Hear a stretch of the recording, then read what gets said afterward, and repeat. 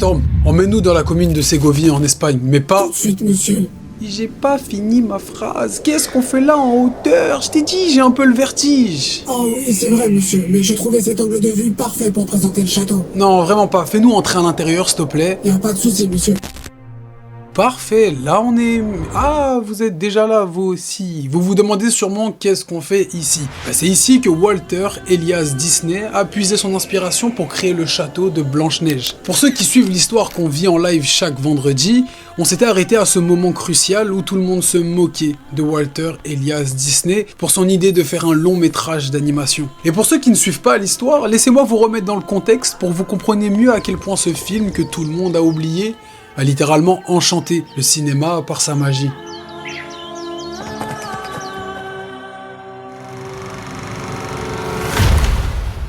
À ce moment-là, aux États-Unis, c'est la Grande Dépression. Le pays peine à se relever et dans ce contexte économique, la priorité du pays n'est vraiment pas au divertissement. Donc beaucoup de studios de cinéma souffrent, voire même ferment.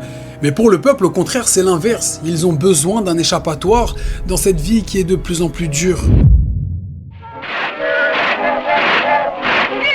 Walt Disney, à ce moment-là, c'est ça. On est dans les années 1920. Là, je sais pas si derrière vos écrans vous avez compris, mais ce que vous êtes en train de voir, c'est le premier cartoon avec du son synchronisé. Avant 1928, à la sortie de Steamboat Willie, les dessins animés étaient muets. Il y avait de la musique jouée en direct dans les cinémas, mais aucun son n'était enregistré avec le film lui-même. C'est le premier cartoon où les sons, la musique et les dialogues sont parfaitement synchronisés avec l'image. Et si pour aujourd'hui ça paraît totalement banal, en 1928 c'est une révolution. Walt et son équipe ont enregistrer la musique image par image pour que tout soit parfaitement calé. C'est un exploit technique énorme à l'époque.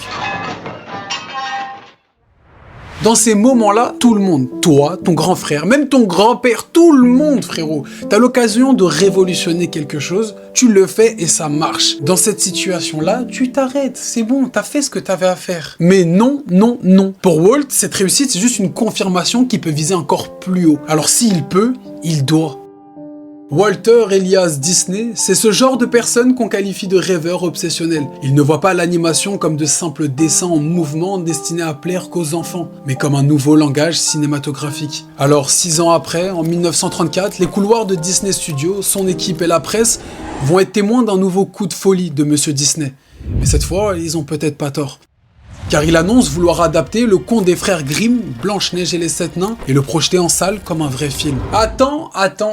Là, je sais de rien te dire, il veut juste faire un film, c'est ça la dinguerie? Remets-toi dans le contexte. On est en 1934, soit 91 ans en arrière. À cette époque-là, le nombre de films d'animation au cinéma sur grand écran comme un film classique, il est de 0. Et si c'est le cas, c'est qu'il y a une raison. Et cette raison, c'est souvent le risque financier que ça implique. Les dessins animés ne rendent pas riches. Et dans certains cas, c'est même plus un gouffre financier qu'une réelle mine d'or. À l'annonce de Walt, c'est un monde qui s'effondre. Certains employés quittent le navire pensant que leur patron a perdu la tête. Et ceux qui restent se moquent ouvertement de lui. Même ses deux plus fidèles alliés jusqu'à la fin de sa vie, son frère Roy et sa femme Lillian, essayent de le raisonner. Et la presse hollywoodienne le descend. Personne ne peut regarder des dessins pendant 1 heure. Les spectateurs auront mal aux yeux.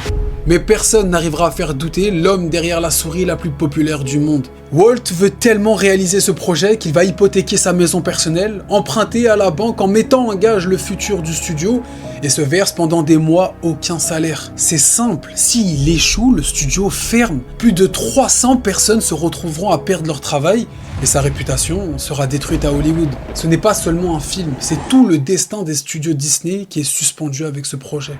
En parlant du film en tant que tel, le défi artistique est juste énorme. Je crois que vous vous rendez même pas compte parce que personne n'a jamais fait ça avant lui. Walt et son équipe doivent tout inventer, rythme, découpage, émotion, durée, l'animation. Viens, on fait un jeu. Essaye de deviner le nombre de dessins qui a été fait à la main pour le film Blanche-Neige et les 7 nains. Pour te donner un ordre d'idée, à cette époque, pour une animation de 7 à 10 minutes, c'est entre 10 000 et 20 000 dessins qui sont faits à la main. Alors imagine pour un long métrage d'animation comme celui de Blanche-Neige, combien tu penses qu'il y a eu de dessins réalisés à la main? T'as dit combien? Non, plus. Tu sais quoi, je vais te le dire. Pour ce film qui entrera dans l'histoire comme le premier long métrage d'animation au cinéma, c'est plus de 2 millions de dessins qui ont été faits à la main. 2 millions de dessins. Les équipes travaillent jour et nuit. Certains quittent le bateau en pleine production, d'autres tombent malades d'épuisement. Walt, quant à lui, passe voir chaque dessin, obsédé par la perfection. C'est un mélange de génie, de folie et de sacrifice collectif. Et quand le film sort sur les grands écrans américains, toute la haute société hollywoodienne est présente, stars, critiques et même réalisateurs. Et après plus d'1 heure à rire puis à pleurer, la fin du film marque le début d'une standing ovation. Le public et le monde sera bouleversé par ce que Disney vient d'accomplir. En voyant ça, chaque personne ayant travaillé sur le projet, chaque nuit blanche, chaque coup de crayon se dit que ça en valait la peine vu l'émerveillement sur le visage de chaque personne présente dans le cinéma. Avec plus de 8 millions de dollars, Walt rembourse toutes ses dettes, fonde même de nouveaux studios et lance la période mythique de Disney. Mais le contre-coup du succès est aussi brûlant qu'un retour de flamme. Entre pression, grève et guerre, le rêve va bientôt affronter l'ombre d'un cauchemar. J'espère que vous avez aimé cette vidéo. Pour ceux qui regardent les lives, j'espère que vous avez aimé cet interlude. Et j'espère que vous avez passé un bon moment, c'est le plus important. Sur ce, nous on se dit à très vite, sur YouTube ou en musique. La flotte du Black Pearl s'agrandit. Et tu connais la devise, mon frère. Je m'arrêterai pas tant qu'on n'a pas vu la dernière île.